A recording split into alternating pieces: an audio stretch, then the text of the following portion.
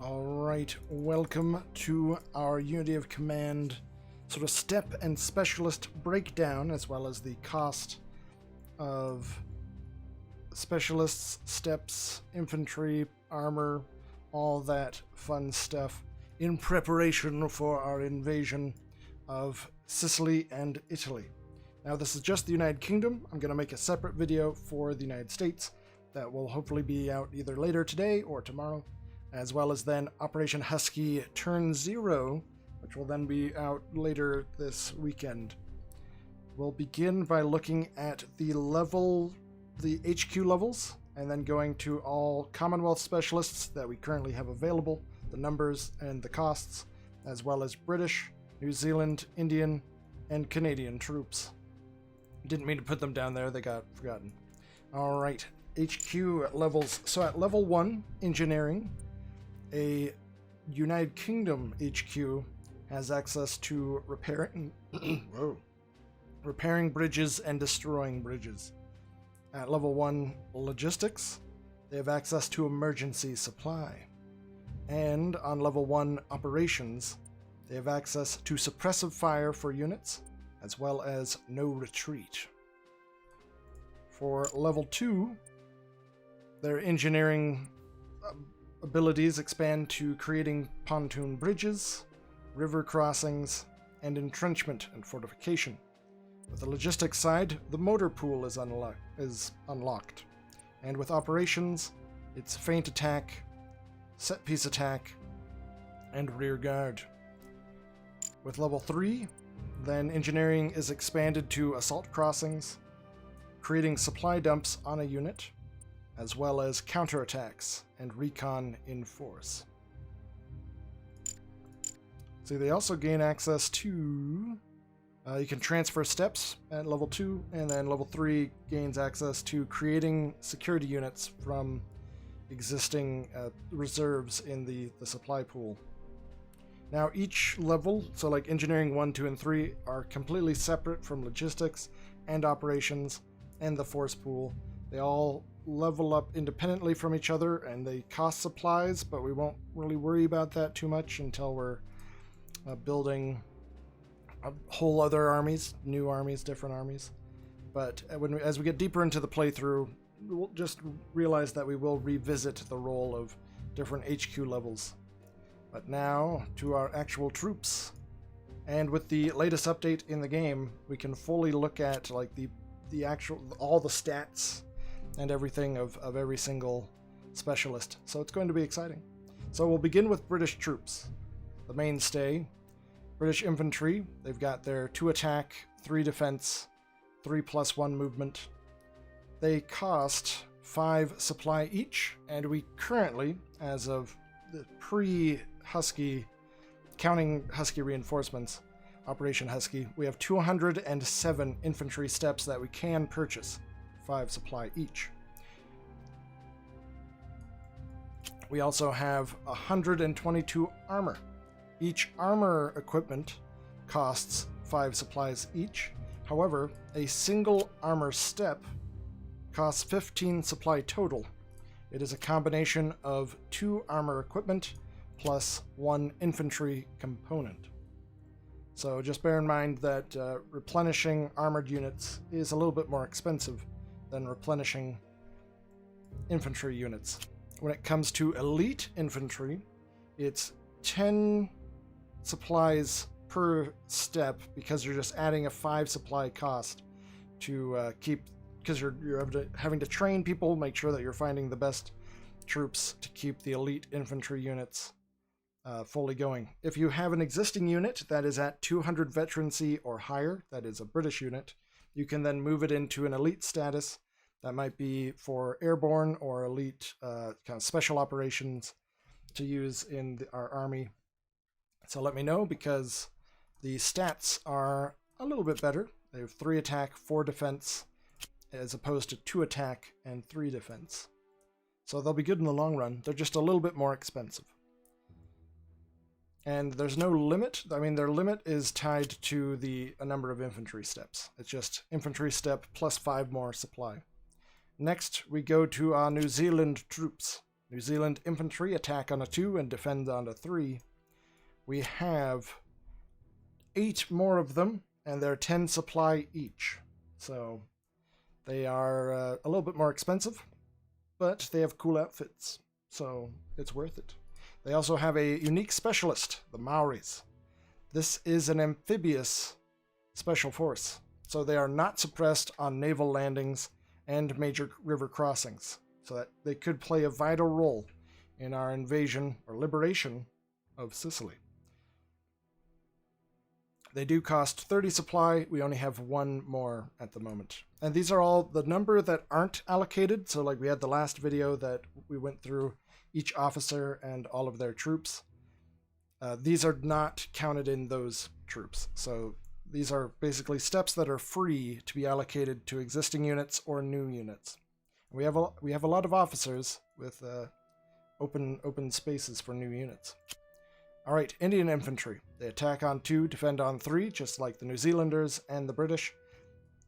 We have 17 steps, and they are 5 supply each. So an Indian infantry unit could be coming down the line. Then we go to the Canadians. We finally have the Canadians. They attack on 2 and defend on 3 like their other Commonwealth peers. We have 10 of them, and each of them costs 10 steps. So Canadian infantry are a little bit more expensive. They're, well, the same cost as the New Zealanders. They have no special specialists, or any unique specialists, at least at this time that we've unlocked. But I don't think at all either in the game fully. Same with the Indian troops, from what I can tell. All right, now Commonwealth specialists. Any of these specialist steps can be used with British, New Zealand, Indian, and Canadian troops. And then later even Polish, and I think that might be it.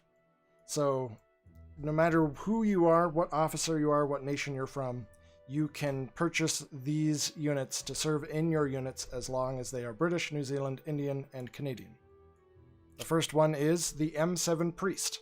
This is an artillery. It is compatible, with those 4 nations. It's just mobile artillery. It does not lose. Let's move it to kind of showcase. It can still fight even though the unit has moved. So it doesn't become suppressed. It is 30 supplies each. Each one of them are, and we have 35 of them. So we have plenty of M7 priests. So if you want to give a nice artillery boost, a nice defensive boost as well to a more mobile unit, then you can't go wrong with the M7 priest. Next up, we have the Churchill. This is a heavy tank. It just has strong attack, strong defense, and a good little bonus against armor. So it's great for any unit. Next up, we have the engineers. Oh wait, Churchills are 30 supply each. We have 8 of them, so they are limited. Next up are the engineers. 30 supplies each. We have 7 of them. Their unique abilities: they negate 1 level of entrenchment and 2 levels of defense. When, like, if you're crossing a river with engineers, you'll negate some of the shift against you for that. They also reduce the defender entrenchment, so they are good for attacking entrenched positions. We have 7 of them. They are 30 supplies each. Next up is the Damer, a recon unit. When the unit moves, it will take ownership of hexes adjacent to the route, and it will never enter an unknown zone of command. It will stop and place intel markers instead. It enables recon in force for infantry units that have that level of HQ. Adds a nice boost to your attack, solid defense, and a little bit extra against armor. They are only 35, they're only 15 supplies each, and we have 31 of them. Next up, the Marines. We have 2 of these. They are 30 each. A nice little boost to attack and supply. They are amphibious special forces. So when landing with landing craft and crossing rivers, they will help those units by not being suppressed. Next up, we have the Commandos. They are basically better versions of the Marines. We have 11 of them, and they are 30 supplies each. They are also amphibious, so they are not suppressed on naval landings and major river crossings. Their attack is a little bit better, and their defense is quite good as well. Then the quarter pounder, or 25 pounder really. It's artillery, towed artillery, meaning that it is suppressed when the unit moves, but recovers on the enemy's turn. So just when you move it once, it's suppressed, but before the enemy can attack you, it's back in action. Now, the tow is also suppressed on naval landings and major river crossings. So bringing these people onto the beaches might not be the best idea. However, they do add a lot to defense and are the strongest artillery unit. They cost 25 supplies each, and we have 40 of them. Next up is the 17 pounder.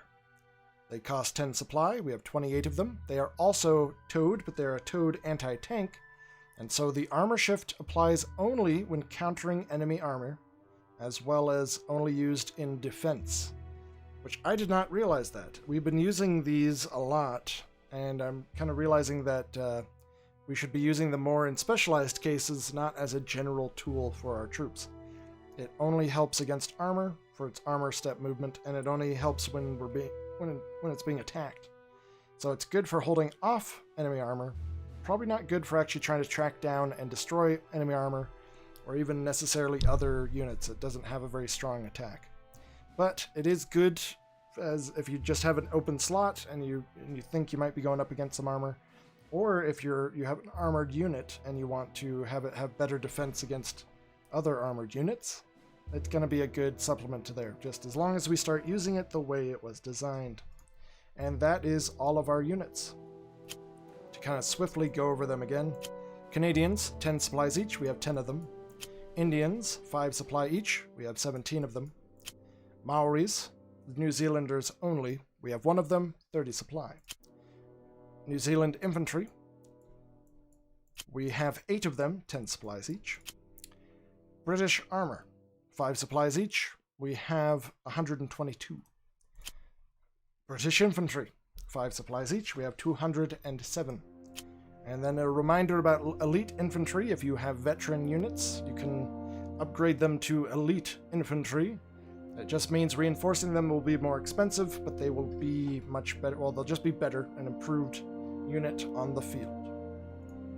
Then, of course, specialists, once again, 17 pounder, 10 supplies each, we have 28.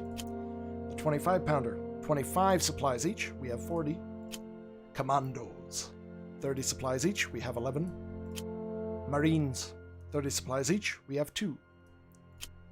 Daimler, 15 supplies each, we have 31. Engineers, 30 supplies each, we have 7. Churchill, 30 supplies each, we have 8. And the M7 Priest, 30 supplies, we have 35. We'll make another one of these videos when we get to, I guess probably when we push up towards Rome or so. So in about 4 or 5 or so scenarios. Then I'll make another one of these videos, sort of break down what the British have available. I'll also be making one of these videos for the United States, so that we can see it will be the United States, France, currently that can use US specialists. So it'll be good to get a video out for them, especially as people might want to start enlisting as American officers. As well as then a breakdown of US headquarters. We'll wait for Canadian and French headquarter information when we get closer to actually wanting to form a Canadian army or a Free French army. Otherwise, there we go. Feel free to just go cycle back and forth through the video to sort of double check numbers on stuff, and feel free to indicate the units you'd like to command. Otherwise, I'll see you in the preparation video for Operation Husky. It's going to be dangerous, but also hopefully glorious. We'll see.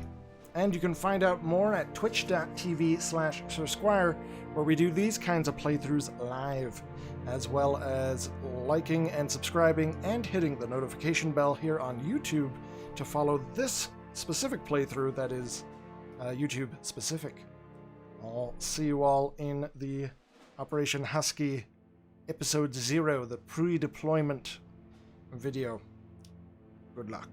And enlist!